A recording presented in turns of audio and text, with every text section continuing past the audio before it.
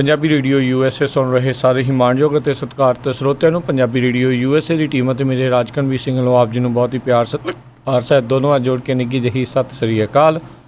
ਸਭ ਨੂੰ ਜੀ ਨੂੰ ਆਖਦੇ ਹਾਂ। ਸੋ ਤੇ ਪ੍ਰੋਗਰਾਮ ਖਬਰ ਤੇ ਨਜ਼ਰ ਦੇ ਵਿੱਚ ਆਪ ਸਭ ਦਾ ਸਵਾਗਤ ਹੈ। ਅੱਜ 20 ਅਪ੍ਰੈਲ ਦਿਨ ਬੁੱਧਵਾਰ, ਅਤੇ ਤੁਹਾਡੇ ਨਾਲ ਜਿਹੜਾ ਜੀ ਹੁਣ ਇਸ ਟਾਈਮ ਸਵੇਰ ਦੇ ਬੁਲੇਟਿਨ ਦੇ ਵਿੱਚ ਸਾਡੇ ਨਾਲ ਜੁੜਨਗੇ ਬੁਲਟ ਸਟੂਡੀਓਜ਼ ਤੋਂ ਮਿੰਟੂ ਗੁਰੂਸਰੀਆ ਜੀ। ਮਿੰਟੂ ਜੀ, ਜੀ ਨੂੰ ਪਿਆਰ ਭਰੀ ਨਿੱਘੀ ਸਤਿ ਸ੍ਰੀ ਅਕਾਲ। ਸ਼ੁਕਰੀਆ ਜੀ, ਸਾਰਿਆਂ ਨੂੰ ਸਤਿ ਸ਼੍ਰੀ ਅਕਾਲ। ਸਾਡੇ ਅੱਜ ਦੇ ਇਸ ਪ੍ਰੋਗਰਾਮ ਨੂੰ ਸਪਾਂਸਰ ਕਰਦੇ ਨੇ ਖਾਲਸਾ ਇੰਸ਼ੋਰੈਂਸ ਏਜੰਸੀ ਵਾਲੇ, ਜਿਨ੍ਹਾਂ ਦੇ ਕੋਲੋਂ ਹਰ ਤਰ੍ਹਾਂ ਦੇ ਇੰਸ਼ੋਰੈਂਸ ਕਰਵਾ ਸਕਦੇ ਹੋ। ਉਸ ਦੇ ਨਾਲ ਨਾਲ ਸੂਬੇਦਾਰ ਸੁਰਜੀਤ ਸਿੰਘ ਖੰਗੂੜਾ ਸੈਨ ਹੋਜ਼ੇ ਤੋਂ, ਗੁਰਦੀਪ ਸਿੰਘ ਵਿਰਦੀ ਕਲੋਵਿਸ ਤੋਂ, ਨਵਜੋਤ ਕੌਰ ਕਲੋਟੀ ਯੂਬਾ ਸਿਟੀ ਤੋਂ, ਰਿਸ਼ਪਾਲ ਕੌਰ ਜੀ ਪਿੰਡ ਮਲਿਕਪੁਰ ਪੰਜਾਬ ਵਾਲੇ, ਸਤਨਾਮ ਸਿੰਘ ਗਿੱਲ ਸੈਲਮਾ ਤੋਂ, ਸੁਰਿੰਦਰ ਕੌਰ ਧਾਮੀ ਸੀਰੀਜ਼ ਤੋਂ, ਮੱਖਣ ਸਿੰਘ ਮਾਨ ਵਿਸਕਾਂਸਨ ਤੋਂ, ਸੁਰਿੰਦਰ ਸਿੰਘ ਕਾਲੋਂ ਰੈਂਚੋ ਕਡੋਵਾ ਤੋਂ, ਕਾਬਲ ਸਿੰਘ ਬੈਂਸ ਮੋਡੈਸਟੋ ਤੋਂ, ਅਤੇ ਦਲਬੀਰ ਸਿੰਘ ਗਿੱਲ ਲਾਈਵ ਓਕ ਤੋਂ। ਇਹਨਾਂ ਸਾਰਿਆਂ ਦਾ ਬਹੁਤ ਬਹੁਤ ਧੰਨਵਾਦ। ਜੇਕਰ ਤੁਸੀਂ ਜਾਂ ਕੋਈ ਹੋਰ ਕਾਰੋਬਾਰ ਇਸ ਪ੍ਰੋਗਰਾਮ ਨੂੰ ਸਪਾਂਸਰ ਕਰਨਾ ਚਾਹੁੰਦੇ ਹੋ, ਸੰਪਰਕ ਕਰ ਸਕਦੇ ਹੋ ਨੰਬਰ 408 272 5200 4082725200 ਦੇ ਉੱਤੇ। ਮਿੰਟੋ ਜੀ, ਗੱਲਬਾਤ ਦਾ ਸਿਲਸਿਲਾ ਸ਼ੁਰੂ ਕਰਦੇ ਹਾਂ। ਸੂਬਾ ਸਰਕਾਰ ਨੂੰ ਆਇਆ ਸੁੱਖ ਦਾ ਸਾਹ, 17,000 ਕਰੋੜ ਮਨਜ਼ੂਰ। ਬਿਲਕੁਲ ਜੀ, ਇਹਨਾਂ ਦਾ ਸਾਹ ਜਿਹੜਾ ਉਹ ਸੰਗੀ 'ਚ ਅਟਕਿਆ ਪਿਆ ਸੀਗਾ, ਕਿਉਂਕਿ ਤਰਲੇ ਮਿੰਨਤਾਂ ਕੀਤੀਆਂ, ਕਾਫੀ ਜਦੋਜਹਿਦ ਹੋਈ, ਪਰ ਇਹਨਾਂ ਨੂੰ ਕੈਸ਼ ਕ੍ਰੈਡਿਟ ਲਿਮਿਟ ਦਾ ਜਿਹੜਾ ਪੈਸਾ ਸੀ ਉਹ ਨਹੀਂ ਸੀ ਮਿਲ ਰਿਹਾ, ਕਿਉਂਕਿ ਉਦੋਂ ਪਹਿਲਾਂ ਜਿਹੜਾ ਅਨਾਜ ਘੁਟਾਲੇ ਵਾਲਾ ਜਿਹੜਾ ਮਾਮਲਾ ਸੀਗਾ ਉਹ ਉੱਠਿਆ, ਉਹਦੇ 'ਚ ਉਲਝਣ ਪਈ ਹੋਈ ਸੀ। ਔਰ ਇੱਕ ਸੰਕਟ ਜਿਹੜਾ ਤਕਰੀਬਨ ਆ ਹੀ ਚੁੱਕਾ ਸੀਗਾ ਪੰਜਾਬ ਦੇ ਵਿੱਚ, ਉਹ ਹੁਣ ਕੁਛ ਹੱਦ ਤੱਕ ਜਿਹੜਾ ਟਲ ਗਿਆ। ਹਾਲਾਂਕਿ ਅੱਜ ਜਿਹੜਾ ਸੈਂਕਸ਼ਨ ਹੋਇਆ ਪੈਸਾ ਉਹ 17,523 ਕਰੋੜ ਰੁਪਈਆ ਹੈ, ਜਦਕਿ ਪਹਿਲਾਂ ਜਿਹੜਾ ਕੈਸ਼ ਕ੍ਰੈਡਿਟ ਲਿਮਿਟ ਦਾ ਰੁਪਈਆ ਆਖਿਆ ਜਾ ਰਿਹਾ ਸੀ ਉਹ ਸੀਗਾ ਲਗਭਗ 21,000 ਕਰੋੜ ਰੁਪਇਆ। ਯਾਨੀ ਰਾਸ਼ੀ ਜਿਹੜੀ ਥੋੜੀ ਘੱਟ ਗਈ ਹੈ, ਪਰ ਆ ਜ਼ਰੂਰ ਗਈ ਹੈ। ਇੰਨੀ ਆਸ ਉਮੀਦ ਵੱਜ ਗਈ ਕਿ ਜਿਹੜੇ ਦਾਣੇ ਇਹਨਾਂ ਨੇ ਖਰੀਦੇ ਆ ਕਿਸਾਨਾਂ ਦੇ, ਉਹਨਾਂ ਦੀ ਭਰਪਾਈ ਜਿਹੜੀ ਹੈ, ਕੀਮਤ ਹੈ ਜਿਹੜੀ ਉਹ ਅਦਾ ਕਰ ਦੇਣਗੇ। ਨਹੀਂ ਤੇ ਇੱਥੇ ਕਿਸਾਨ ਸੀਗੇ ਜਿਹੜੇ ਉਹ ਆਪਣੀ ਫਸਲ, ਆਪਣੀ ਜਿਣਸ ਵੇਚ ਕੇ ਖਾਲੀ ਝੋਲੀ ਖਾਲੀ ਹੱਥ ਸ਼ਹਿਰੋਂ ਪਿੰਡਾਂ ਨੂੰ ਆ ਰਹੇ ਸੀਗੇ, ਕਿਉਂਕਿ ਕੈਸ਼ ਕ੍ਰੈਡਿਟ ਲਿਮਿਟ ਦਾ ਜਿਹੜਾ ਪੈਸਾ ਉਹ ਕੇਂਦਰ ਨੇ ਨਹੀਂ ਸੀ ਦਿੱਤਾ।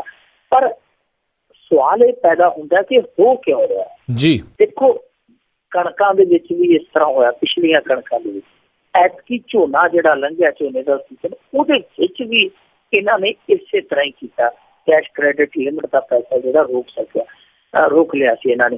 ਹੁਣ ਦੇਖੋ, ਐਤਕੀ ਤੇ ਚਲੋ ਇਹਨਾਂ ਤੇ ਜਿਹੜਾ ਕਥਿਤ ਘਟਾਲੇ ਵਾਲਾ ਮਾਮਲਾ ਉਹ ਉਲਝਣ ਪਾ ਗਿਆ, ਪਰ ਜਿਹੜੇ ਪਿਛਲੇ 2 ਸੀਜ਼ਨਾਂ ਦੇ ਵਿੱਚ ਇਹ ਕੈਸ਼ ਕ੍ਰੈਡਿਟ ਲਿਮਿਟ ਦਾ ਪੈਸਾ ਰੋਕਿਆ ਗਿਆ, ਉਹ ਕਿਉਂ ਰੋਕਿਆ ਗਿਆ, ਇਹ ਸਮਝ ਤੋਂ ਪਰੇ ਦੀ ਗੱਲ ਹੈ।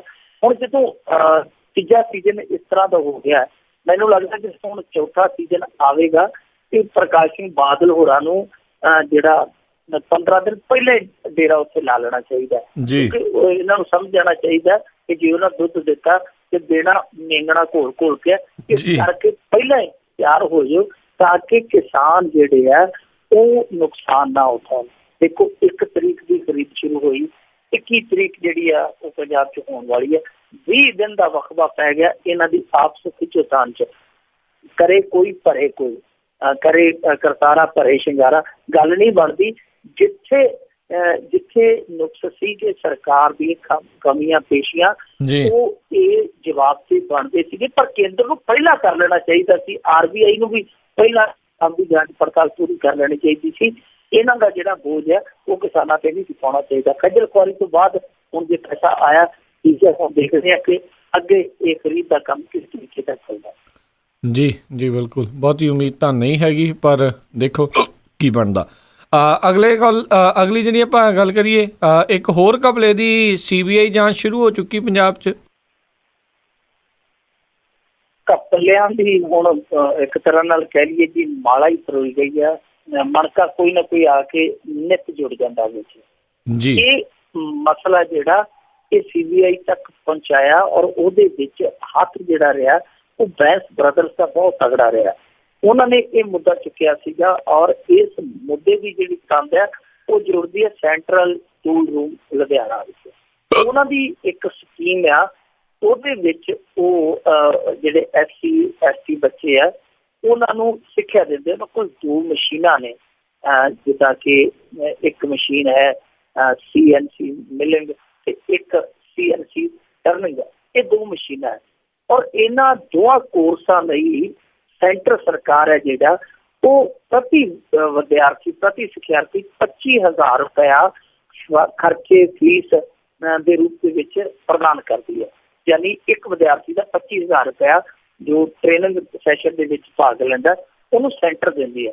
ਤੇ ਇਹ 9 ਮਹੀਨੇ ਹੋਈ ਔਰ ਉਹਦੇ ਵਿੱਚ ਜੇ ਕਿਉਂਕਿ ਇਹਨਾਂ ਮਸ਼ੀਨਾਂ ਦੇ ਵਿੱਚ ਇੱਕ ਵੇਲੇ 12 ਵਿਦਿਆਰਥੀ ਹੀ ਪ੍ਰੈਕਟੀਕਲ ਟ੍ਰੇਨਿੰਗ ਲੈ ਸਕਦੇ ਸੀ। ਯਾਨੀ 2 ਮਸ਼ੀਨਾਂ ਤੇ 12 ਵਿਦਿਆਰਥੀ 12 ਵਿਦਿਆਰਥੀ ਟ੍ਰੇਨਿੰਗ ਲੈ ਸਕਦੇ ਸੀਗੇ। 9 ਮਹੀਨਿਆਂ ਦੇ ਵਿੱਚ ਜੇ ਉਹਨਾਂ ਦੀ ਕੁੱਲ ਗਿਣਤੀ ਲਾਈਏ ਕਿ ਉਹ 1399 ਬਣਦੀ ਹੈ। 1399 ਯਾਨੀ ਉਹ ਲੈ ਸਕਦੇ ਸੀ ਮੁੱਖੇ ਸਮਝ, ਕਿਉਂਕਿ 2 ਕੋਰਸ ਆ ਔਰ 12 ਤੋਂ ਵੱਧ ਵਿਦਿਆਰਥੀ ਜਿਹੜੇ ਉਹਨਾਂ ਮਸ਼ੀਨਾਂ ਤੇ ਪ੍ਰੈਕਟੀਕਲੀ ਸਿਖਾਈ ਨਹੀਂ ਲੈ ਸਕਦੇ। ਯਾਨੀ ਉਹ ਗਿਣਤੀ ਬਣੀ ਸੀ ਲਗਭਗ 1400। ਪਰ ਤੁਸੀਂ ਕੰਗ ਰਹਿ ਜਾਓਗੇ ਜਿਹੜੀ ਇੱਥੋਂ ਦੇ ਸਾਡੇ ਅਫਸਰਾਂ ਨੇ ਬਣਾ ਦਿੱਤੀ ਗਿਣਤੀ, ਉਹ ਲਗਭਗ ਦੱਸਦੇ ਆ ਕਿ 3406 ਵਿਦਿਆਰਥੀ ਜੀ ਜਿਹੜੇ 1400 ਤੋਂ ਵੱਧ ਸਿਖਿਆਰਥੀ ਉਸ ਕੋਰਸ ਨੂੰ ਕਰ ਹੀ ਨਹੀਂ ਸੀ ਸਕਦੇ। ਉਹਨਾਂ ਦੀ ਗਿਣਤੀ ਜਿਹੜੀ ਹੈ 3400 ਤੱਕ ਲੈ ਗਏ। ਉਹਦੇ ਵਿੱਚ ਫਰਜ਼ੀ ਵਿਦਿਆਰਥੀ ਫਿੱਟ ਕਰ ਦਿੱਤੇ, ਉਹ ਬੰਦੇ ਨਾਂ ਲਿਖ ਦਿੱਤੇ, ਉਹ ਬੰਦਿਆਂ ਦੇ ਨਾਂ ਪਾ ਦਿੱਤੇ ਜਿਹੜੇ ਕਦੇ ਇਸ ਟ੍ਰੇਨਿੰਗ ਨੂੰ, ਇਸ ਕੋਰਸ ਨੂੰ ਕਰਨੇ ਨਹੀਂ ਚਾਹੁੰਦੇ। ਫਿਰ ਇਹਨਾਂ ਨੇ ਬੈਂਸ ਬ੍ਰਦਰਸ ਹੋਰਾਂ ਨੇ ਉਹ ਬੰਦੇ ਲੱਭੇ, ਉਹਨਾਂ ਨਾਲ ਰਾਬਤਾ ਕੀਤਾ, ਉਹਨਾਂ ਨੇ ਸਾਫ਼ ਮੰਨਿਆ ਕਿ ਅਸੀਂ ਇਸ ਟ੍ਰੇਨਿੰਗ ਸੈਂਟਰ ਦੇ ਵਿੱਚ ਕਦੇ ਭਾਈ ਆਏ ਨੇ। ਉਹ ਹੁਣ 1400 ਦੀ ਗਿਣਤੀ ਜਿਹੜੀ 3400 ਤੋਂ ਵੱਧ ਕਿਉਂ ਗਈ, ਉਹਦਾ ਕਾਰਨ ਇਹ ਸੀਗਾ ਕਿ ਜਿਹੜਾ 25,000 ਰੁਪਇਆ ਪ੍ਰਤੀ ਸਿਖਿਆਰਥੀ ਆਉਂਦਾ ਸੀ ਉਹ ਵਧਾਉਣਾ ਸੀ, ਉਹ ਆਪਦੇ ਵੀਜ਼ੇ ਦੇ ਵਿੱਚ ਪਾਉਣਾ ਸੀ। ਕਿਉਂਕਿ ਏਦਾਂ ਕਰਕੇ ਦੱਸਦੇ ਆ ਕਿ ਇਹ 5,07,88,500 ਰੁਪਏ ਦੀ ਜਿਹੜੀ ਗ੍ਰਾਂਟ ਪ੍ਰਾਪਤ ਹੋਈ ਸੀ, ਉਹਦੇ ਚੋਂ ਲਗਭਗ 3 ਕਰੋੜ ਜਿਹੜਾ ਇਹ ਹੱਥ ਫੇਰ ਗਏ ਜੀ। 3 ਕਰੋੜ ਰੁਪਈਆ ਜਿਹੜਾ ਖਾ ਗਏ। ਹੁਣ ਉਹ ਜਾਂਚ ਜਿਹੜੀ CBI ਦੇ ਹਵਾਲੇ ਹੋਈ ਹੈ। ਦੇਖਦੇ ਹਾਂ ਜੀ CBI ਕੀ ਕੱਢਦੀ ਹੈ। ਪਰ ਇਹ ਹਾਲੇ ਮਸਲਾ ਜਿਹੜਾ ਉਹ ਵਿੱਚ ਵਿਚਾਲੇ ਹੈ। ਘਪਲਾ ਇੱਕ ਹੋਰ ਸਾਹਮਣੇ ਆ ਗਿਆ ਜੀ। ਕੈਗ ਨੇ ਖੁਲਾਸਾ ਕਰ ਦਿੱਤਾ ਹੈ ਕਿ 13,000 ਕਰੋੜ ਰੁਪਏ ਜਿਹੜਾ ਉਹ ਸ਼ੈਲਰਾਂ ਵਾਲਿਆਂ ਪਾਸ ਪਿਆ। 13,000 ਕਰੋੜ ਰੁਪਇਆ ਉਹਨਾਂ ਨੇ ਸਰਕਾਰ ਨੂੰ ਦੇਣਾ, ਸਰਕਾਰ ਲੈ ਹੀ ਨਹੀਂ ਰਹੀ। ਕਿਉਂ ਨਹੀਂ ਲੈ ਰਹੀ? ਉਹਦਾ ਕਾਰਨ ਹੈ ਕਿ ਜਿਹੜੇ ਤਾਂ ਦੂਜੇ ਸ਼ੈਲਰ ਸੀਗੇ, ਜਿਹੜੇ ਗੋਪਾਲ ਕਿਰਪਾਲ ਹੋਰਾਂ ਦੇ, ਉਹਨਾਂ ਤੋਂ ਤਾਂ ਡੰਡੇ ਨਾਲ ਲੈ ਲਏ ਗਏ। ਜਿਹੜੇ ਆਪਣੇ ਸੀਗੇ ਉਹ ਪਲੋਸ ਕੇ ਰੱਖੇ ਹੋਏ ਆ, ਉਹਨਾਂ ਨੂੰ ਕੋਈ ਪੁੱਛ ਹੀ ਨਹੀਂ ਰਿਹਾ। 1300 ਕਰੋੜ ਰੁਪਇਆ ਕੈਗ ਦੀ ਰਿਪੋਰਟ ਦਾ ਖੁਲਾਸਾ ਹੈ ਕਿ 1300 ਕਰੋੜ ਰੁਪਇਆ ਸਰਕਾਰ ਨੂੰ ਲੈਣਾ। 13,000 ਕਰੋੜ ਰੁਪਇਆ, ਮਾਫੀ ਚਾਹੁੰਦਾ, ਜੀਰੋ ਲੱਗਦੀਆਂ ਇੰਨੀਆਂ ਅੱਜ ਕੱਲ ਪਤਾ ਨਹੀਂ ਲੱਗਦਾ, 0 ਸਭ ਤੋਂ ਛੁੱਟ ਜਾਂਦੀ ਹੈ। ਤੇ 13,000 ਕਰੋੜ ਰੁਪਇਆ ਜਿਹੜਾ ਉਹ ਡੁੱਬੇ ਖਾਤੇ ਚ ਹੈ। ਹੁਣ ਦੇਖ ਲਓ, ਆਪ ਪੰਜਾਬ ਕੌਡੀ ਨੂੰ ਮੁਹਤਾਜ ਆ, ਆਪ ਪਿੰਡ ਦੇ ਵੱਲ ਵੇਖਦਾ ਪਿਆ ਠੂਠਾ ਫੜ ਕੇ, ਤੇ ਘਰੇ ਆਪਦੇ ਲੁੱਟ ਮਚਾਈ ਹੋਈ ਹੈ। ਜੀ ਅਜੇ ਤਾਂ ਪਤਾ ਨਹੀਂ। CBI ਨੂੰ ਵੈਸੇ ਨਾ ਹੁਣ ਪੱਕੇ ਡੇਰੇ ਹੀ ਪੰਜਾਬ ਚ ਲਾ ਲੈਣੇ ਚਾਹੀਦੇ ਆ। ਕਾਫੀ ਘਪਲੇ ਜਿਹੜੇ ਆ ਮੈਨੂੰ ਲੱਗਦਾ ਹੋਰ ਵੀ ਨਿਕਲਣਗੇ। ਹਾਂਜੀ ਜੀ, ਇੱਥੇ ਕੱਢ ਦੇਣਾ ਜੀ। ਅਗਲੀ ਗੱਲ ਕਰਦੇ ਆ ਬਠਿੰਡੇ ਜ਼ਿਲ੍ਹੇ ਦੀ ਗੱਲ ਆ। ਇੱਕ ਆਪਣੀ ਮਾਸੂਮ ਬੱਚੀ ਦੇ ਬਲਾਤਕਾਰੀ ਦੇ ਉਸ ਬੱਚੀ ਦੇ ਪਿਓ ਨੇ ਉਸ ਬਲਾਤਕਾਰੀ ਦੇ ਦੋਨੋਂ ਹੱਥ ਵੱਢ ਦਿੱਤੇ।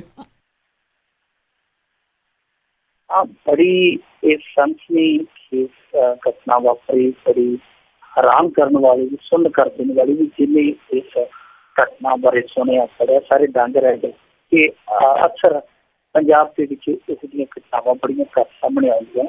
ਪਰ ਜੋ ਵਾਪਰਿਆ ਉਹ ਮੈਨੂੰ ਲੱਗਦਾ ਕਿ ਸਾਡੀ ਇੱਕ ਤਰ੍ਹਾਂ ਨਾਲ ਜਿਹੜੀ ਨਿਆਂਪਾਲਿਕਾ ਦੀ ਅਸਫਲਤਾ ਬੇਭਰੋਸਗੀ ਹੈ, ਉਹਦੇ ਚੋਂ ਨਿਕਲਿਆ ਕਾਂਡ। ਤਾਂ ਦੇਖੋ,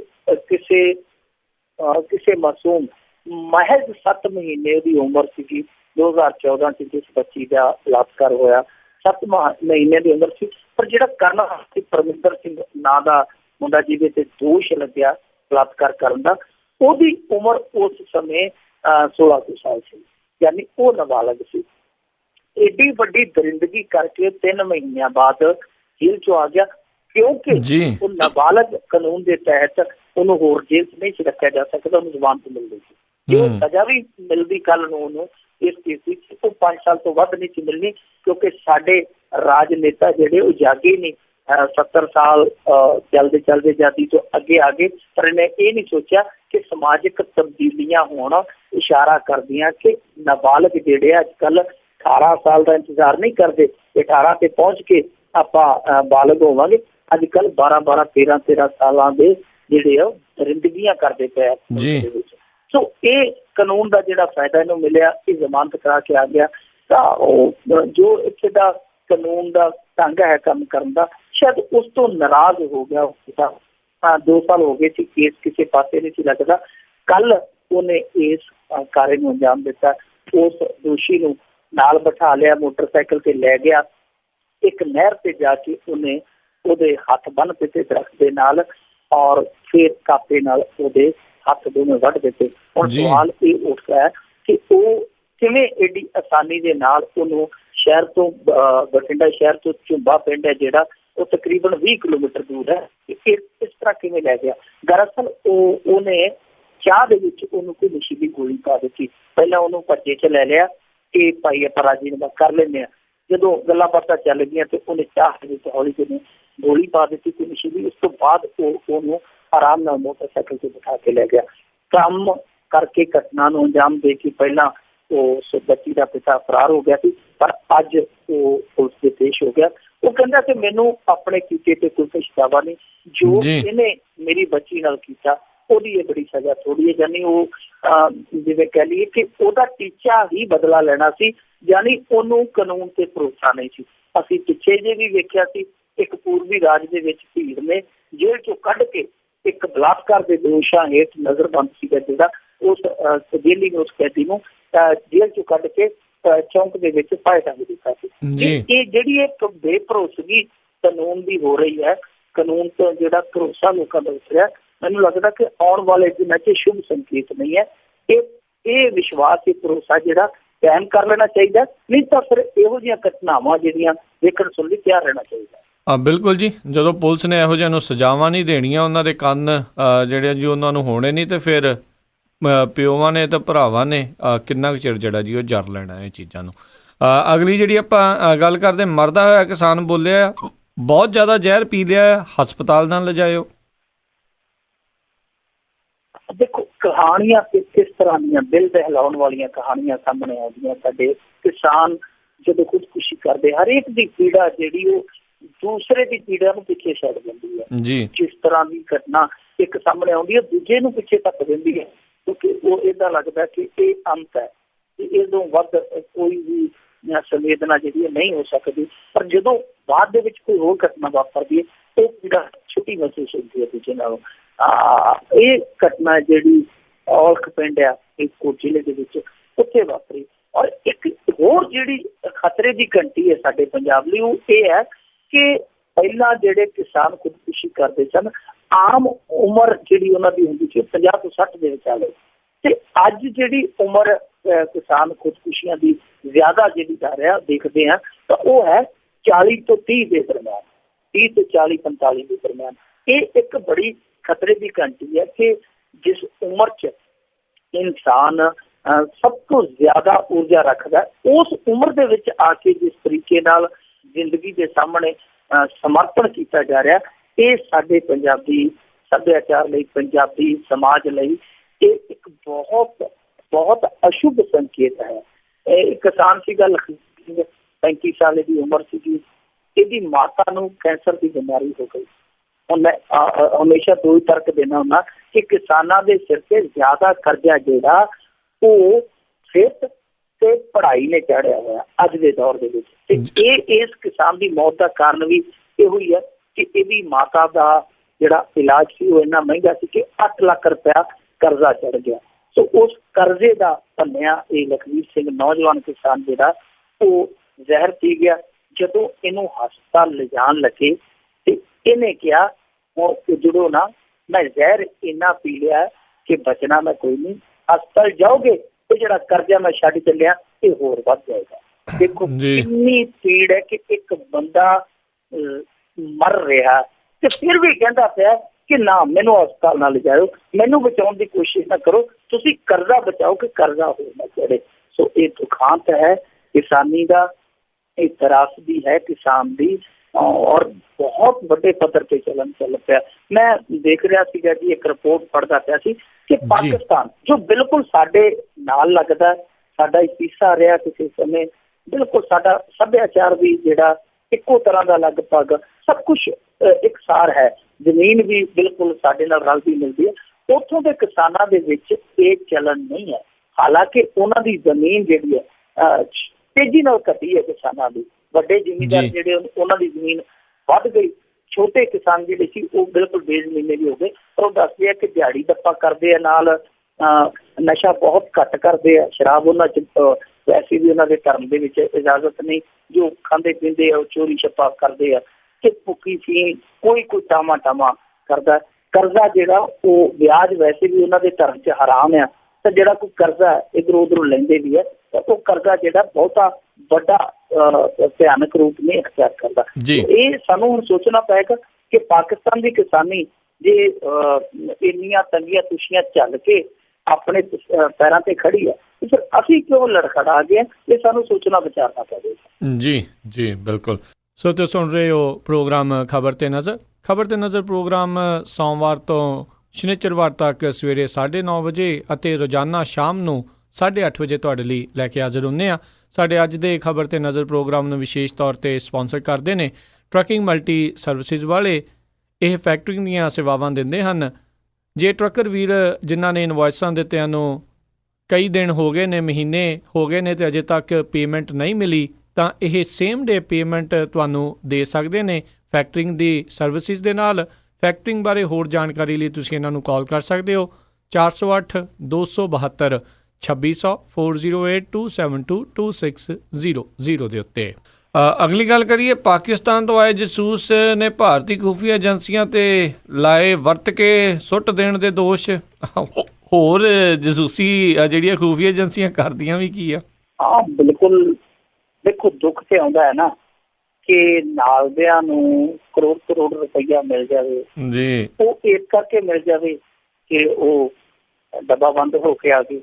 ਹੁਣ ਇਹਦੀ ਬਦਕਿਸਮਤੀ ਜਸੂਸ ਦੀ ਕਿ ਜਿਉਂਦਾ ਵਿਚਾਰਾ ਆ ਗਿਆ, ਫਿਰ ਇਹੀ ਫਰਕ ਹੈ ਨਾ। ਤੇ ਉਹ ਪਛਤਾਉਂਦਾ ਹੋਏਗਾ ਅੱਜ ਜਿਹੜਾ ਜਸੂਸ ਬਚ ਕੇ ਆ ਗਿਆ। 20-25 ਸਾਲ, ਵੈਸੇ 20-25 ਸਾਲ ਕੱਟ ਕੇ ਆਉਣਾ ਇਹ ਵੀ ਕਿਸੇ ਮੌਤ ਤੋਂ ਘੱਟ ਨਹੀਂ ਹੈ। ਬਗਾਨੇ ਮੁਲਕ ਦੇ ਵਿੱਚ ਤੁਸੀਂ ਇਹ ਚੱਲ ਕੇ ਤਸ਼ੱਦਦ ਚੱਲ ਕੇ 20-25 ਸਾਲ ਕੈਦ ਕੱਟ ਕੇ ਆਉਣਾ, ਇਹ ਮੇਰੇ ਖਿਆਲ ਦੇ ਵਿੱਚ ਮੌਤ ਤੋਂ ਘੱਟ ਨਹੀਂ ਹੈ। ਇਹ ਕਹਾਣੀ ਗੋਪਾਲ ਦਾਸ ਦੀ ਹੈ। ਉਹ ਭੈਣੀ ਮੀਆਂ ਖਾਂ ਪਿੰਡ ਹੈ ਜਿਹੜਾ ਕਸਬਾ ਗੁਰਦਾਸਪੁਰ ਦਾ, ਉੱਥੋਂ ਦਾ ਰਹਿਣ ਵਾਲਾ। ਇਹ 25 ਸਾਲ ਜੇਲ੍ਹ ਦੇ ਵਿੱਚ ਰਹਿ ਕੇ ਆਇਆ, ਪਾਕਿਸਤਾਨ ਦੀ ਜੇਲ੍ਹ ਦੇ ਵਿੱਚ। ਇਹਨੇ ਦੱਸਿਆ ਕਿ ਮੈਨੂੰ ਤਿਆਰ ਕੀਤਾ ਗਿਆ ਸੀਗਾ ਜਦੋਂ ਉਹ ਚੜ੍ਹਦੀ ਜਵਾਨੀ ਸੀਗਾ, ਸਿਆਲਕੋਟ ਦੇ ਵਿੱਚ ਫਿਰ ਇਹਨੂੰ ਫੜ ਲਿਆ ਸੀਗਾ 1984 ਦੇ ਵਿੱਚ। ਇਹ ਕਹਿੰਦਾ ਕਿ ਸਾਨੂੰ ਉਸ ਸਮੇਂ ਤਿਆਰ ਕੀਤਾ ਗਿਆ ਖੁਫੀਆ ਏਜੰਸੀ ਵੱਲੋਂ, ਭਾਰਤੀ ਖੁਫੀਆ ਏਜੰਸੀ ਵੱਲੋਂ 1500 ਰੁਪਇਆ ਪ੍ਰਤੀ ਮਹੀਨਾ ਤੇ, ਯਾਨੀ ਇਹ ਮਿੱਥੀ ਗਈ ਗੱਲ ਟੁੱਕੀ ਗਈ ਕਿ 1500 ਰੁਪਇਆ ਪ੍ਰਤੀ ਮਹੀਨਾ ਤੇਰੀ ਤਨਖਾਹ। ਤਾਂ ਉਦੋਂ ਤੁਹਾਨੂੰ ਪਤਾ ਕਿ 1500 ਰੁਪਇਆ ਕਿੰਨੀ ਅਹਿਮੀਅਤ ਰੱਖਦਾ ਸੀ।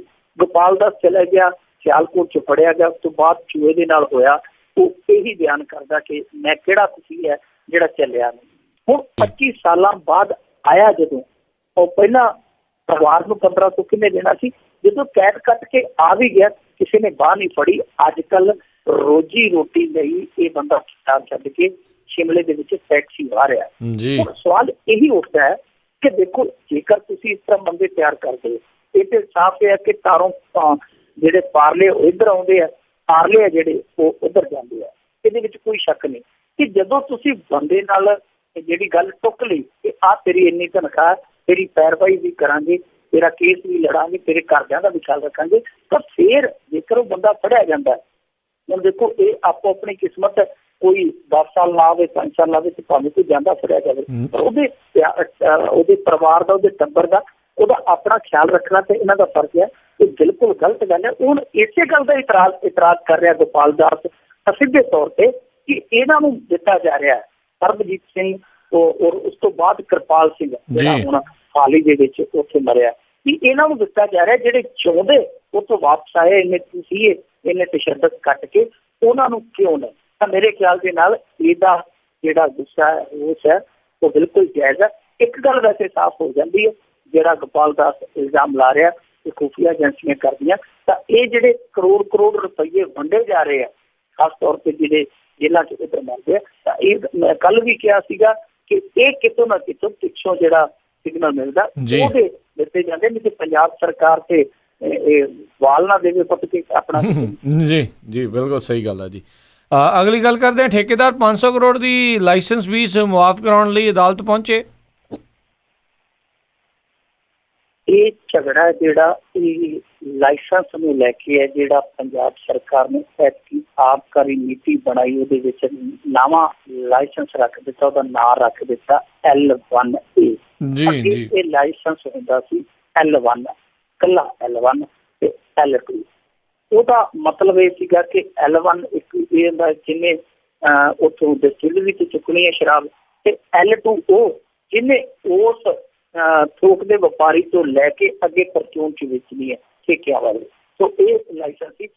ਇਹਨਾਂ ਨੇ ਵਿੱਚ ਇੱਕ ਫਾਨਾ ਹੋਰ ਫਸਾ ਦਿੱਤਾ, ਇਹਨਾਂ ਨੇ L1A ਨਾਂ ਦਾ ਲਾਇਸੈਂਸ ਜਾਰੀ ਕਰ ਦਿੱਤਾ।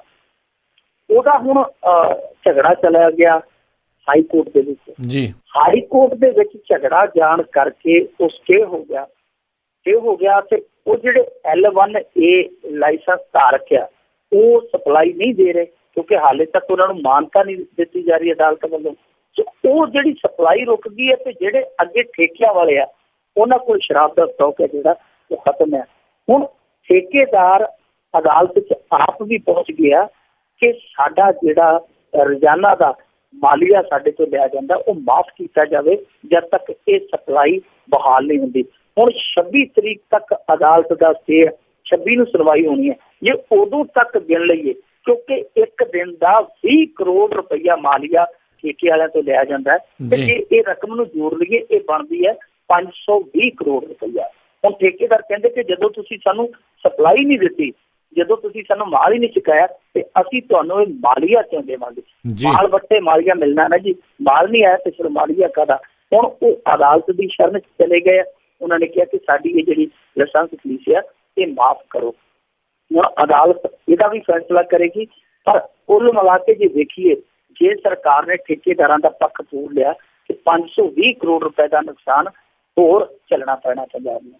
ਔਰ ਜੇ ਇਹ ਪੂਰਤੀ ਵੀ ਕਰਦੇ ਆ, ਮਸਲਨ ਜੇ ਕਹਿ ਦਿੰਦੇ ਆ ਕਿ ਕਿੰਨੇ ਦਿਨ ਸਪਲਾਈ ਤੁਹਾਡੀ ਬੰਦ ਰਹੀ ਹੈ, ਤੁਸੀਂ ਉਹਨੇ ਦਿਨ ਠੇਕੇ ਵੱਧ ਖੋਲ ਲਿਓ, ਮਤਲਬ ਕਿ 31 ਮਾਰਚ ਤੋਂ ਅੱਗੇ ਚੱਲ ਜੇ 10 ਦਿਨ 20 ਦਿਨ ਜਿੰਨੇ ਵੀ ਤੁਹਾਡੇ ਬੰਦ ਰਹੇ, ਤਾਂ ਉਹ ਵੀ ਅਗਲੀ ਜਿਹੜੀ ਸਰਕਾਰ ਬਣੇਗੀ ਉਹਦੇ ਲਈ ਘਾਟੇ ਬੰਦਾ ਕਰਦਾ ਹੋਏਗਾ। ਇਹ ਕਾਹਦੇ ਲਈ ਹੋਇਆ?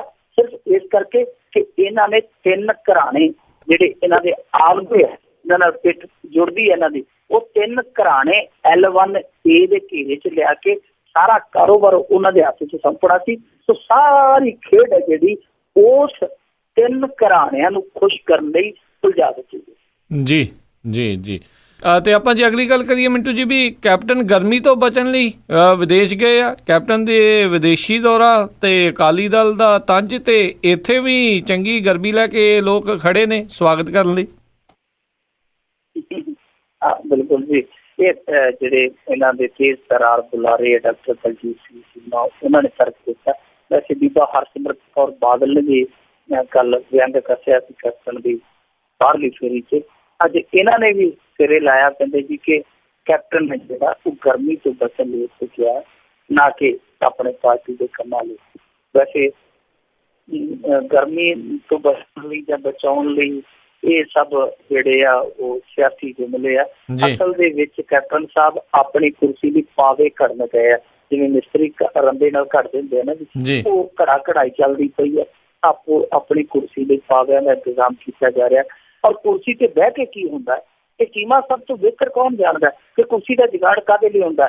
ਇਹਨਾਂ ਨੇ 2009-10 ਦੇ ਵਿੱਚ ਇੱਕ ਕਮੇਟੀ ਬਣਾਈ ਸੀ ਵਿਧਾਨ ਸਭਾ ਦੇ ਵਿੱਚ, ਜਿਹੜੀ ਲਾਇਬ੍ਰੇਰੀ ਹੈ ਉਹਦੇ ਲਈ ਕਿਤਾਬਾਂ ਖਰੀਦਣ ਲਈ। ਜੀ। ਉਸ ਕਮੇਟੀ ਦੇ ਵਿੱਚ 5 ਵਿਧਾਇਕ ਸਨ। ਉਹਨਾਂ ਨੇ 9 ਮੀਟਿੰਗਾਂ ਕੀਤੀਆਂ ਇਸ ਕਰਕੇ ਕਿ ਭਾਈ ਕਿਤਾਬਾਂ ਕਿਹੜੀਆਂ ਖਰੀਦੀਏ। 9 ਮੀਟਿੰਗਾਂ, ਔਰ 9 ਮੀਟਿੰਗਾਂ ਕਿੱਥੇ ਕਿੱਥੇ ਹੋਈਆਂ? ਇੱਕ ਤਮਿਲਨਾਡੂ 'ਚ, ਇੱਕ ਗੋਆ 'ਚ, ਇੱਕ ਜੈਪੁਰ 'ਚ। ਇਸ ਤਰ੍ਹਾਂ ਮੀਟਿੰਗਾਂ ਹੋਈਆਂ ਕਿਤਾਬਾਂ ਦੀ ਖਰੀਦ ਫਰੋਖਤ ਲਈ। ਸੋ ਇਹ ਕੁਰਸੀ ਤੇ ਬੈਠ ਕੇ ਵੀ ਇਹੋ ਜਿਹਾ ਕੰਮ ਹੀ ਚੱਲਦਾ ਕਿ ਠੀਕ ਹੈ, ਕੈਪਟਨ ਪਾਰਟੀ ਪ੍ਰਧਾਨ ਹੈ ਉਹਨਾਂ ਦਾ, ਤੇ ਉਹ ਬਾਹਰ ਚਲੇ ਗਿਆ ਗਰਮੀ ਤੋਂ ਬਚਣ ਲਈ, ਚਾਹੇ ਆਪਣੇ ਆਪ ਨੂੰ ਗਰਮੀ ਦਬਾਉਣ ਲਈ ਕੋਈ ਵੀ ਮਸਲਾ ਹੋਵੇ, ਪਰ ਜਿਹੜਾ ਕੁਰਸੀ ਤੇ ਬਹਿ ਗਿਆ ਘੱਟ ਕੋਈ ਨਹੀਂ ਕਰਦਾ, ਚਾਹੇ ਇਹਨਾਂ ਚੋਂ ਚਾਹੇ ਉਹਨਾਂ ਚੋਂ, ਜਿਹਦਾ ਦਾਅ ਲੱਗਦਾ ਉਹ ਲਾਈ ਜਾਂਦਾ। ਦੂਜੀ ਗੱਲ ਕਿ ਦੇਖੋ ਹੁਣ ਜੀ ਤਾਂ ਸਾਰਿਆਂ ਦਾ ਕਰਦਾ ਹੈ ਕਿ ਠੰਡੇ ਮੁਲਕਾਂ ਨੂੰ ਨਿਕਲੀਏ, ਇੱਥੇ ਹੁਣ ਲੂ ਚੱਲਣੀ ਹੈ, ਲੋ ਵਗਣੀ ਹੈ, ਪਿੰਡੇ ਖੁਸ਼ਕ ਹੋ ਜਾਣੇ ਆ, ਧਰਤੀ ਸੜ ਜਾਣੀ ਹੈ, ਸਭ ਦਾ ਜੀ ਕਰਦਾ ਠੰਡੇ ਮੁਲਕਾਂ ਨੂੰ ਜਾਣ ਨੂੰ। ਪਰ ਉੱਥੇ ਜਦੋਂ ਪੰਜਾਬੀਆਂ ਦੀ ਗਰਮੀ ਕਹਿੰਦੇ ਫਿਰ ਇੱਥੇ ਬੈਠ ਕੇ ਨਕਸ਼ੇ ਤੇ ਫੀਲਿੰਗ ਲਈ ਜਾਂਦੇ, ਉਧਰ ਨੂੰ ਮੂੰਹ ਨਹੀਂ ਕਰਦੇ। ਜੀ ਜੀ ਜੀ ਬਿਲਕੁਲ ਜੀ। ਇੱਥੇ ਤਿਆਰੀ ਕਸੀ ਹੋਈ ਆ। ਕੈਨੇਡਾ ਦੇ ਵਿੱਚ ਕਿਹਾ ਜਾ ਰਿਹਾ ਵੀ ਆਲਰੇਡੀ ਜਿਹੜੀ ਇੱਕ ਕੰਪਲੇਂਟ ਉੱਥੇ ਕਰ ਦਿੱਤੀ ਹੋਈ ਇਹਨਾਂ ਖਿਲਾਫ। ਅਗਲੀ ਜਿਹੜੀ ਆਪਾਂ ਗੱਲ ਕਰੀਏ ਵੀ ਜੇਲ੍ਹ ਦੇ ਵਿੱਚ ਡੋਡਾ ਨੂੰ ਮਿਲਣ ਵਾਲੇ ਸ਼ਾਹੀ ਠਾਠ ਖਿਲਾਫ ਹੁਣ ਪੀੜਤ ਦੇਣਗੇ ਧਰਨਾ। ਇਹ ਜਿਹੜਾ ਭੀਮ ਕਾਂਡ ਹੋਇਆ ਸੀਗਾ, ਭੀਮ ਦਾ ਜਿਹੜਾ ਪਿਤਾ ਆ ਉਹ ਬੰਦਾ ਬੜਾ ਸਿਰੜੀ ਹੈ। ਜੇ ਕੋਈ ਹੋਰ ਬੰਦਾ ਹੁੰਦਾ ਝੁਕ ਜਾਂਦਾ, ਰੁਕ ਜਾਂਦਾ, ਸੱਟ ਟੁੱਟ ਜਾਂਦਾ, ਪਰ ਇਹਦਾ ਪਿਤਾ ਜਿਹੜਾ ਉਹ ਸ਼ੁਰੂ ਤੋਂ ਕਾਮਰੇਡ, ਜਿੱਦਾਂ ਦੇ ਅਸਲੀ ਕਾਮਰੇਡ ਹੁੰਦੇ ਆ, ਤਾਂ ਉਹ ਜਮਾਤੀ ਘੋਲ ਲੜਨ ਵਾਲਾ ਬੰਦਾ ਸੀਗਾ, ਤਾਂ ਹੀ ਉਹ ਲੜਾਈ ਇੱਥੇ ਤੱਕ ਲੈ ਗਿਆ। ਕਿਉਂਕਿ ਪਹਿਲਾਂ ਇਸ ਪਰਿਵਾਰ ਨੇ ਧਰਨਾ ਲਾਇਆ ਚੀਫ ਮਿਨਿਸਟਰ ਦੀ ਰਿਹਾਇਸ਼ ਦੇ ਅੱਗੇ, ਫਿਰ ਉੱਥੋਂ ਯਕੀਨ ਦਿਵਾਇਆ ਗਿਆ ਕਿ ਚਲਾਨ ਪੇਸ਼ ਕੀਤਾ ਜਾਏਗਾ, ਦੋਸ਼ੀਆਂ ਦਾ ਚਲਾਨ ਪੇਸ਼ ਹੋਇਆ। ਫਿਰ ਜਿਹੜਾ ਇਹ ਸੁਣਨ ਨੂੰ ਮਿਲਿਆ ਕਿ ਸ਼ਿਵ ਲਾਲ ਡੋਡਾ ਦਾ ਜਿਹੜਾ ਚਲਾਨ ਹੈ ਉਹ ਲੇਟ ਹੋ ਸਕਦਾ। ਫਿਰ ਇਸ ਪਰਿਵਾਰ ਨੇ ਰੁਖ ਕੀਤਾ ਸੜਕ ਦਾ ਕਿ ਅਸੀਂ ਸੜਕ ਤੇ ਬੈਠਾਂਗੇ, ਉਹ ਕੱਲ ਚਲਾਨ ਵੀ ਪੇਸ਼ ਹੋ ਗਿਆ। ਹੁਣ ਇਸ ਪਰਿਵਾਰ ਨੇ ਔਰ ਜਿਹੜਾ ਬਚਿਆ ਸੀ ਇਸ ਹਮਲੇ 'ਚ ਗੁਰਜੰਟ ਜੱਟਾ, ਉਹਨਾਂ ਨੇ ਐਲਾਨ ਕੀਤਾ ਆ ਕਿ ਅਸੀਂ ਜੇਲ੍ਹ ਦੇ ਮੂਹਰੇ ਧਰਨਾ ਦੇਵਾਂਗੇ, ਕਿਉਂਕਿ ਉੱਥੇ ਜਿਹੜਾ ਮਿਸਟਰ ਡੋਡਾ ਉਹਦਾ ਚੱਲਦਾ ਬੋਝਾ ਤੇ ਮੌਜਾਂ ਹੀ ਮੌਜਾਂ, ਸਾਰਾ ਕੁਛ ਉੱਥੇ ਕਰੀ ਜਾਂਦਾ, ਇਸ ਕਰਕੇ ਅਸੀਂ ਹੁਣ ਜੇਲ੍ਹ ਦੇ ਮੂਹਰੇ ਬੈਠਾਂਗੇ। ਇਸ ਗੱਲ ਦੇ ਵਿੱਚ ਵੈਸੇ ਕੋਈ ਆਪਾਂ ਉਠਾ ਨਹੀਂ ਕਹਾਂਗੇ ਇਸ ਗੱਲ ਨੂੰ ਕਿ ਜੇਲ੍ਹ ਦੇ ਵਿੱਚ ਜਿਹੜਾ ਡੋਡਾ ਦਾ ਟ੍ਰੀਟਮੈਂਟ ਹੈ ਜੋ ਉਹਨੂੰ ਮਿਲ ਰਿਹਾ ਹੈ ਉਹ ਵਾਕਿਆ ਸ਼ੱਕੀ ਹੈ। ਕਿਉਂਕਿ ਦੇਖੋ ਜੇਲ੍ਹ ਦੇ ਵਿੱਚ ਬੈਠਾ ਸ਼ਿਵ ਲਾਲ ਡੋਡਾ 560 ਠੇਕੇ ਲੈ ਜਾਂਦਾ ਆਪਣੇ ਕੋਰਮੇ ਦੇ ਨਾਂ ਤੇ ਭਰ ਕੇ, 560 ਦੇ ਕਰੀਬ ਸ਼ਰਾਬ ਦੇ ਠੇਕੇ ਜੇਲ੍ਹ ਦੇ ਵਿੱਚ ਬੈਠਾ। ਕਿਉਂਕਿ ਬੈਠਾ ਕਿੱਥੇ ਹੋ? ਫਾਜ਼ਿਲਕਾ ਸਬ ਜੇਲ੍ਹ 'ਚ, ਨਿੱਕੀ ਜਿਹੀ ਜੇਲ੍ਹ ਹੈ ਫਾਜ਼ਿਲਕਾ ਸਬ ਜੇਲ੍ਹ, ਜਿੱਥੇ ਛੋਟੇ ਕੈਦੀਆਂ ਨੂੰ ਰੱਖਿਆ ਜਾਂਦਾ, ਛੋਟੇ ਜਿਹੇ ਚੋਰੀਆਂ ਚਕਾਰੀਆਂ ਵਾਲੇ ਜਾਂ ਜਿਨ੍ਹਾਂ ਨੇ 5-7 ਦਿਨ 10 ਦਿਨ ਰਹਿਣਾ ਹੁੰਦਾ। ਵੱਡੇ ਕੈਦੀਆਂ ਨੂੰ ਫਿਰੋਜ਼ਪੁਰ ਜੇਲ੍ਹ 'ਚ ਭੇਜਿਆ ਜਾਂਦਾ, ਪਰ ਡੋਡਾ ਨੂੰ ਇੱਥੇ ਰੱਖਿਆ ਗਿਆ। ਇੱਥੇ ਕਿਉਂ ਰੱਖਿਆ ਗਿਆ? ਕਿਉਂਕਿ ਫਾਜ਼ਿਲਕਾ ਤੋਂ ਅਬੋਹਰ ਦੀ ਦੂਰੀ ਹੈ ਜਿਹੜੀ ਉਹ ਕਾਰ ਤੇ 20-25 ਮਿੰਟ ਦੀ ਹੈ, ਕਿ ਸਭ ਕੁਛ ਜਿਹੜਾ ਆ ਨੇੜੇ ਆ। ਕਿਉਂਕਿ ਕਾਰੋਬਾਰ ਵੀ ਡੋਡਾ ਸਾਹਿਬ ਦਾ ਜਿਹੜਾ ਉਹ ਇੱਥੇ ਆ। ਸਾਹਿਬ ਮੈਂ ਕਿਉਂ ਕਹਿ ਰਿਹਾ? ਕਿਉਂਕਿ ਜੇਲ੍ਹ ਦੇ ਵਿੱਚ ਜਿਸ ਤਰੀਕੇ ਨਾਲ ਉਹ ਰਹਿ ਰਿਹਾ, ਫਾਜ਼ਿਲਕਾ ਜੇਲ੍ਹ ਦੀਆਂ 2 ਬੈਰਕ ਹੈ, ਇੱਕ ਬੈਰਕ ਕੋਨੇ ਤੇ ਬਿਲਕੁਲ ਕਮਰਾ ਟਾਈਪ ਆ, ਔਰ ਉਹਦੇ ਤੇ ਪਰਦਾ ਲੱਗਿਆ ਹੁੰਦਾ ਹਮੇਸ਼ਾ। ਪਰਦਾ ਇਸ ਕਰਕੇ ਲੱਗਿਆ ਹੁੰਦਾ ਕਿਉਂਕਿ ਪਰਦੇ ਦੇ ਪਿੱਛੇ ਧਨਾੜ ਸੇਠ, ਧੰਨੇ ਸੇਠ ਬੈਠੇ ਹੁੰਦੇ ਆ। ਅੱਜ ਕੱਲ੍ਹ ਦੱਸਦੇ ਆ ਕਿ ਉਹ ਕਮਰਾ ਜਿਹੜਾ ਉਹ ਇਹਦੇ ਲਈ ਖੋਲਿਆ ਹੋਇਆ, ਤੇ ਪਿੱਛੇ ਜੇ ਦੱਸਦੇ ਇੱਕ AC ਵੀ ਜਾਂਦਾ ਵੇਖਿਆ ਉਸ ਬੈਰਕ ਨੂੰ। ਹੁਣ ਪਤਾ ਨਹੀਂ ਗਾਂਹ ਨਿਕਲ ਗਿਆ ਹੋਵੇ ਪਿਛਲੀ ਵਾਰੀ, ਕੀ ਪਤਾ ਉੱਥੇ ਫਿੱਟ ਹੋ ਗਿਆ ਹੋਵੇ, ਪਰ ਦੱਸਦੇ ਆ ਗਿਆ ਜ਼ਰੂਰ ਆ ਉਸ ਬੈਰਕ ਨੂੰ। ਹੁਣ ਸਭ ਕੁਛ ਉੱਥੇ ਪਹੁੰਚ ਰਿਹਾ। ਇਹ ਵੀ ਖਬਰ ਆ ਰਹੀ ਹੈ ਕਿ ਉੱਥੇ 4-5 ਮਸ਼ਕਤੀ ਕੰਮ ਕਰਦੇ ਆ। ਮਸ਼ਕਤੀ ਮਤਲਬ ਹੁੰਦਾ ਸਰਵੈਂਟ, ਉਹ ਸੇਵਾਦਾਰ ਜਿਹੜੇ ਉਹ ਵੀ ਲਾਏ ਗਏ, ਕੋਈ ਭਾਂਡੇ ਧੋਂਦਾ, ਕੋਈ ਕੱਪੜੇ ਧੋਂਦਾ, ਸਾਰਾ ਕੁਛ ਉੱਥੇ ਚੱਲੀ ਜਾ ਰਿਹਾ। ਹੁਣ ਜੇਕਰ ਇਹੋ ਜਿਹਾ ਟ੍ਰੀਟਮੈਂਟ ਮਿਲੇਗਾ ਤੇ ਉਹ ਬਾਹਰ ਤੇ ਅੰਦਰ 'ਚ ਕੋਈ ਫਰਕ ਨਹੀਂ ਰਹਿਣਾ। ਹੁਣ ਇਸੇ ਚੀਜ਼ ਨੂੰ ਲੈ ਕੇ ਹੀ ਇਹ ਪਰਿਵਾਰ ਹੈ ਜਿਹੜਾ ਜੇਲ੍ਹ ਦੇ ਮੂਹਰੇ ਧਰਨਾ ਲਾਉਣ ਜਾ ਰਿਹਾ। ਹੁਣ ਇਹ ਦੇਖਾਂਗੇ ਕਿ ਇਹ ਜਿਹੜੇ ਸ਼ਾਹੀ ਠਾਠ ਆ ਉਹ ਬੰਦ ਹੁੰਦੇ ਆ ਜਾਂ ਇਸੇ ਤਰ੍ਹਾਂ ਚੱਲਦੇ ਰਹਿਣਗੇ। ਜੇ ਇਸੇ ਤਰ੍ਹਾਂ ਚੱਲਦੇ ਰਹਿਣਗੇ ਤੇ ਫਿਰ ਗੁਨਾਹ ਵੀ ਪਲਦੇ ਰਹਿਣਗੇ, ਕਿਉਂਕਿ ਸਾਡੇ ਮੁਲਕ ਦੇ ਵਿੱਚ ਜੇ ਜੇਲ੍ਹ ਤੇ ਬਾਹਰ ਦੇ ਵਿੱਚ ਤਗੜਿਆਂ ਨੂੰ ਫਰਕ ਹੀ ਨਹੀਂ ਤੇ ਫਿਰ ਉਹਨਾਂ ਨੂੰ ਇਹ ਵੀ ਕੋਈ ਫਰਕ ਨਹੀਂ ਪੈਂਦਾ ਕਿ ਉਹ ਕਰ ਕੀ ਰਹੇ ਆ। ਜੀ ਜੀ ਅਗਲੀ ਆਪਾਂ ਮਿੰਟੂ ਜੀ ਜਾਂਦੇ ਗੱਲ ਕਰ ਲਈਏ ਵੀ ਕੋਹੀਨੂਰ ਹੀਰੇ ਦੇ ਮਾਮਲੇ ਦੇ ਵਿੱਚ ਕੇਂਦਰ ਨੇ ਪਲਟੀ ਮਾਰੀ। ਦੇਖੋ ਜੀ, ਕੋਹੀਨੂਰ ਹੀਰੇ ਦੇ ਵਿੱਚ ਅੱਜ ਜੇ ਹਿਸਾਬ ਲਾਈਏ ਤੇ ਕੋਹੀਨੂਰ ਹੀਰਾ ਕੱਦੂ ਬਣ ਗਿਆ। ਹਰੇਕ ਹੀ ਕੱਦੂ ਚ ਆਪਦਾ ਕਾਨਾ ਫਸਾਈ ਫਿਰਦਾ ਹਿੰਦੀ ਬਣਾਉਣ ਲਈ। ਪਾਕਿਸਤਾਨ ਦੇ ਵਿੱਚ ਵੀ ਸੁਣਵਾਈ ਹੈ। ਭਾਰਤ ਸਰਕਾਰ ਦਾ ਪਹਿਲਾਂ ਸੋਲਿਸਿਟਰ ਜਨਰਲ ਚੰਦ ਚਾੜ ਆਇਆ ਸੀ, ਫਿਰ ਹੁਣ ਪਲਟ ਗਈ ਸਰਕਾਰ। ਕਹਿੰਦੇ ਨਹੀਂ ਜੀ, ਭਾਰਤ ਸਰਕਾਰ ਹੈ ਜਿਹੜੀ ਕੋਹੀਨੂਰ ਨੂੰ ਵਾਪਸ ਲਿਆਉਣ ਦੀਆਂ ਕੋਸ਼ਿਸ਼ਾਂ ਕਰੇਗੀ, ਬਰਤਾਨੀਆ ਸਰਕਾਰ ਨਾਲ ਰਾਬਤਾ ਵੀ ਕਰਾਂਗੇ। ਸੁਪਰੀਮ ਕੋਰਟ ਦੇ ਵਿੱਚ ਹੁਣ ਚੱਲਦੀ ਪਈ ICPC ਕਮੇਟੀ ਨੇ ਵੀ ਜਿਹੜਾ ਉਹ ਵੀ ਦਾਅਵਾ ਜਤਾ ਦਿੱਤਾ ਕਿ ਇਹ ਸਿੱਖ ਰਾਜ ਦੇ ਵਿੱਚੋਂ ਗਿਆ ਤਾਂ ਸਿੱਖਾਂ ਦਾ ਹੱਕ ਹੈ। ਹੁਣ ਚੌਥੇ ਪਾਸੇ ਜੇ ਆਪਾਂ ਲਾ ਲਈਏ ਤਾਂ ਸਿਮਰਨਜੀਤ ਸਿੰਘ ਮਾਨ ਵੀ ਕਹਿੰਦੇ ਕਿ ਇਹ ਸਿੱਖ ਰਾਜ ਦਾ। ਪੰਜਵੇਂ ਪਾਸੇ ਸਰਦਾਰ ਸੁਖਬੀਰ ਸਿੰਘ ਬਾਦਲ ਆ ਗਏ, ਉਹ ਕਹਿੰਦੇ ਕਿ ਅਸੀਂ ਇਸ ਮਾਮਲੇ 'ਚ ਇੱਕ ਉੱਥੇ ਅਰਜ਼ੀ ਪਾਵਾਂਗੇ ਤੇ ਉਹਨਾਂ ਨੂੰ ਅਦਾਲਤ ਨੂੰ ਕਹਾਂਗੇ, ਉਹਨਾਂ ਜੱਜਾਂ ਨੂੰ ਕਹਾਂਗੇ ਕਿ ਭਾਈ ਸਾਡਾ ਵੀ ਪੱਖ ਸੁਣੋ, ਸਾਡੀ ਕਮੇਟੀ ਦਾ ਵੀ ਪੱਖ ਸੁਣੋ। ਜੋ ਵਾਹਿਦ ਕਮੇਟੀ ਹੈ ਇਸ ਸਿੱਖ ਪੰਥ ਦੀ ਨੁਮਾਇੰਦਗੀ ਕਰਨ ਵਾਲੀ, ਤਾਂ ਉਹਦਾ ਵੀ ਪੱਖ ਸੁਣਿਆ ਜਾਵੇ।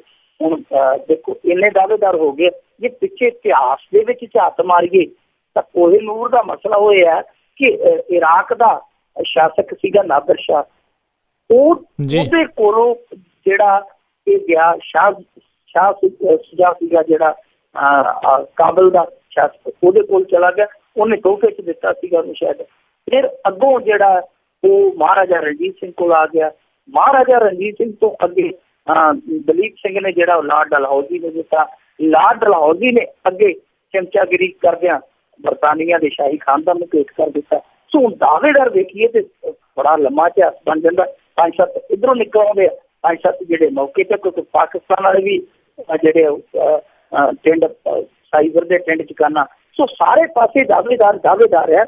ਇਹ ਕੋਹੀਨੂਰ ਹੀਰਾ ਮੈਂ ਇਹ ਸੋਚਦਾ ਜੇ ਮਿਲ ਗਿਆ SGPC ਨੂੰ ਤੇ ਫਿਰ ਉਹ ਰੱਖਾਂਗੇ ਕਿੱਥੇ?